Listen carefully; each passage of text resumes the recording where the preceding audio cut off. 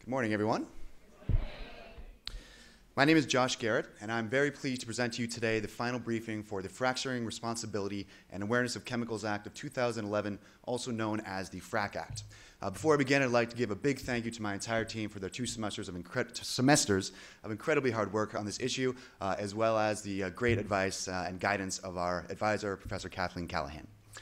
So what I'll be doing this morning is basically taking you through our process of examining this issue and its possible regulation through the Frack Act. We began with a look at hydraulic fracturing. We then investigated the problems it presents.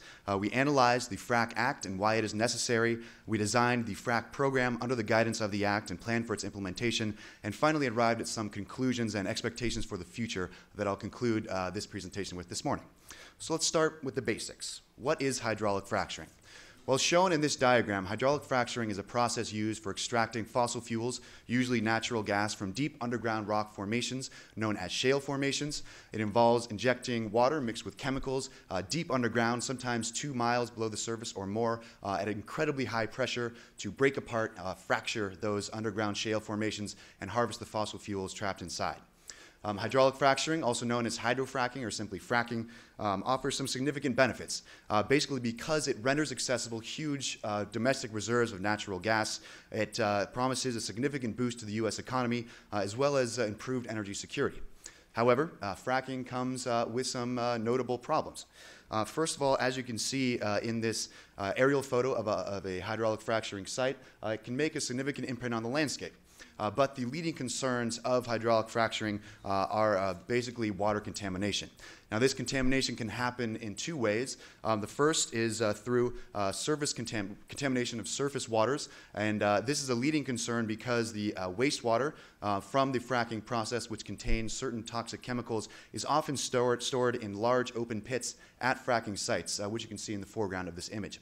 So obviously there's a concern about that tainted water making its way to rivers or streams that are used as drinking water sources. Secondly, water contamination can take place underground during the fracking process through the fracking fluid and its chemicals migrating into underground aquifers that are also used as drinking water sources. Hydraulic fracturing is also an extremely water-intensive process, so water depletion is a concern as well, as is air pollution from a variety of sources, and damage to local ecosystems, basically through fracking chemicals, harming local flora and fauna. Now, all of these problems are compounded by 2 rather glaring uncertainties surrounding hydraulic fracturing. The first is that many of the chemicals in hydraulic fracturing fluid are still unknown. This is basically because fracking companies consider many of these chemicals to be trade secrets, to be proprietary, and therefore resist disclosing them lest they lose a competitive advantage in their industry.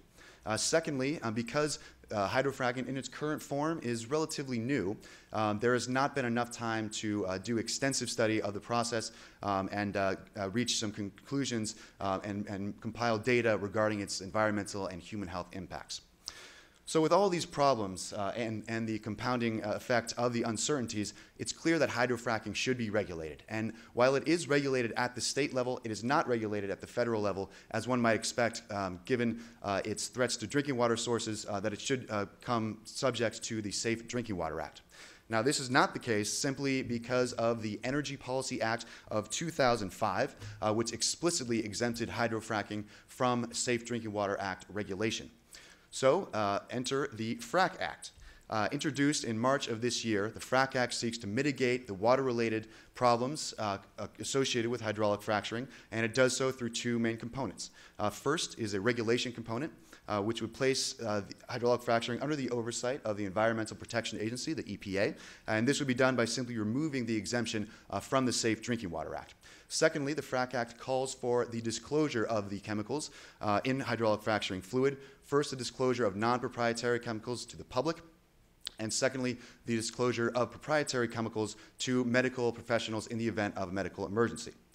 So under the guidance of the Frack Act, we designed the Frack program. First, to meet the regulation requirement of the Frack Act, we decided to place the regulation of hydraulic fracturing within the EPA's Underground Injection Control, or UIC program. The UIC program governs the underground injection of all gases and liquids in the United States. It protects the integrity of underground water through the maintaining of structurally sound injection wells, among other methods. And within the frac program, hydraulic fracturing would be regulated by the UIC in a similar manner to other injection activities related to oil and gas. Secondly, to meet the disclosure requirement of the Frack Act, we decided to establish an EPA website where the public could view non-proprietary hydrofracking chemicals. Secondly, we decided to establish a secure database of proprietary chemicals and establish a connection to this database to the Agency for Toxic Substances and Disease Registry, or ATSDR, through which ATSDR professionals such as toxicologists and medical professionals could view those chemicals in the event of a medical emergency. And finally, the Frack program stipulates that the proprietary status of certain chemicals would be determined by EPA regulators through a process that would place the burden of proof of certain chemicals or chemical formulas being proprietary on the company that's applying for that proprietary status. So moving on to the implementation of the Frack program. The first year of the program will be a preparatory phase. Basically, this will take place in 3 overlapping sub-phases, if you will. The first of which is a rule-making phase, which will take the entire year of 2012, and that will involve EPA regulators tailoring existing UIC regulations to specifically govern hydraulic fracturing. And that will take place over all 4 quarters of 2012. Secondly is the information technology implementation phase, during which EPA tech experts will construct the disclosure systems I described a moment ago. And finally, a 12-month state assessment phase, which I'll now describe in a bit more detail. The state assessment phase will address 2 areas of wide variation related to hydraulic fracturing. That first area of variation is that of the presence of shale gas.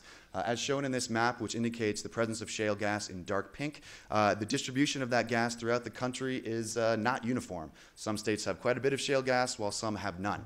So the state assessment will take a look at those levels of shale gas and make projections about future hydraulic fracturing activity in each state and tailor the frac program in that state accordingly. Secondly, the assessors will take a look at the existing structures of the UIC regulation in each state, which also varies quite a bit, and determine whether there adjustments need to be made to those existing programs in order to seamlessly incorporate the frac program in the future. So despite the large tasks faced by the state assessment and the frac program as a whole, the first year of the program will be relatively inexpensive. And again, this is largely due to the fact that it is a time for preparation with more cost-intensive implementation coming in subsequent years. But just to give an overview of those costs, starting with the staff demands of the program in 2012, we're looking at 32 employees, all based out of the EPA's national headquarters in Washington, D.C. 22 of these 32 employees will be dedicated to the state assessment phase. And it's also worth noting that as a line item, the staff costs of the total budget are the largest share. And that total budget for the first year will come to just over $1.5 million. And if you take a look at this pie chart, which breaks down those first-year costs by phase, you'll see that the largest share of the pie goes to the crucial state assessment phase, just another indication of how important this is to the future success of the program. Considering the weak state of the U.S. economy and other considerations, first in our mind of which was the current underfunding of the UIC program at the EPA. And just to give you, we designed the program with a very cost-conscious approach. So just to give you an idea of the severe underfunding of the UIC, the current budget of the program is $11 million per year. However, the Groundwater Protection Council, which is a coalition of state water agencies, recently estimated that this budget would need to be increased by 900% to $100 million per year just to meet the current responsibilities of the UIC program. So obviously, bringing the frac program under the purview of the UIC, which we believe could double the UIC's workload, that would have to come with some significant increases in resources in order to ensure that both the frac program and the UIC as a whole remain effective. To do that, we built into the state assessment phase a very consistent and consistent way of compiling data about the specific needs of each state, and that data would then be used in the future to support increases in future UIC budgets. So to wrap up, I just wanted to give an overview of some of the conclusions we reached after 6 months of study of this issue and potential regulation under the Frack Act. First, the truth is that the hydraulic fracturing boom is already underway here in the U.S. A full 90% of oil and gas operations employ hydraulic fracturing, and that activity is growing rapidly even as we speak. Secondly, the environmental and health problems associated with hydraulic fracturing are real, they are proven, and they are serious. The evidence to support this fact has been mounting rather rapidly in the last 6 months, and most recently, just a couple of weeks ago on November 10th of 2011, an Energy Department advisory panel warned of, quote, excessive environmental impacts of hydraulic fracturing and called for, quote, concerted and sustained action by regulators to mitigate those impacts. Thirdly, we found that the Frack Act is a good first step toward federal regulation. But most importantly, we believe that the unique combination of data gathering in the state assessment phase and direct regulation of hydrofracking at the federal level by the Frack program is the best way to minimize the risks and maximize the benefits of this practice in 2013 and beyond. And with that, I'd like to say thanks very much for your attention and open the floor to any questions.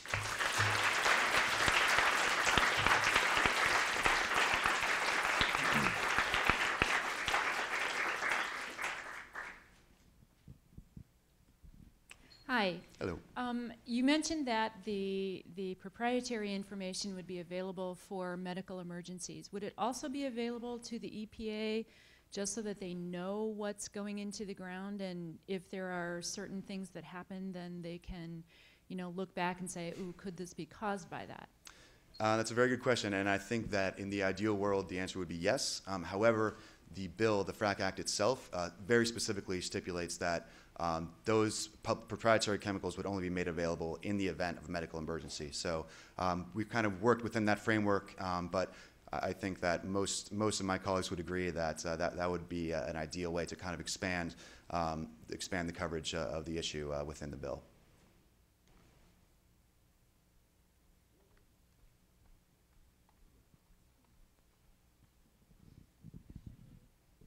So what's preventing you from forcing the companies to hand over the chemicals, other than their presence in Washington, D.C.?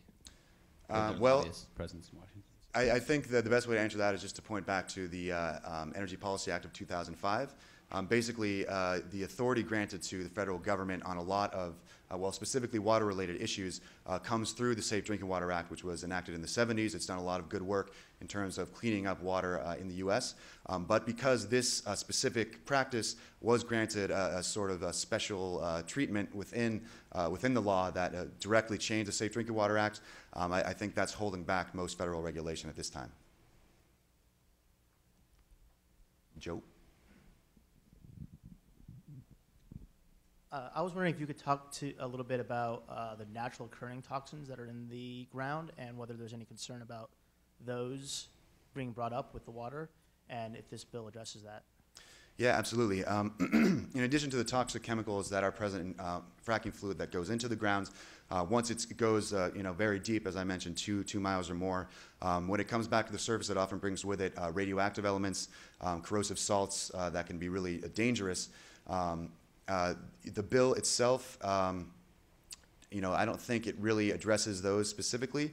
I know that that's a major concern at this time, especially in areas like Pennsylvania where there's a lot of fracking going on. There's a question of, well, how do we deal with this water? And basically what's done right now is it's taken from those open ponds and then usually shipped off to water treatment plants. But again, those water treatment plants are often not equipped to remove all of these kind of dangerous materials. So that's a very significant concern, but again, explicitly, that the Act does not does not address them. Crystal. Hello. Hello.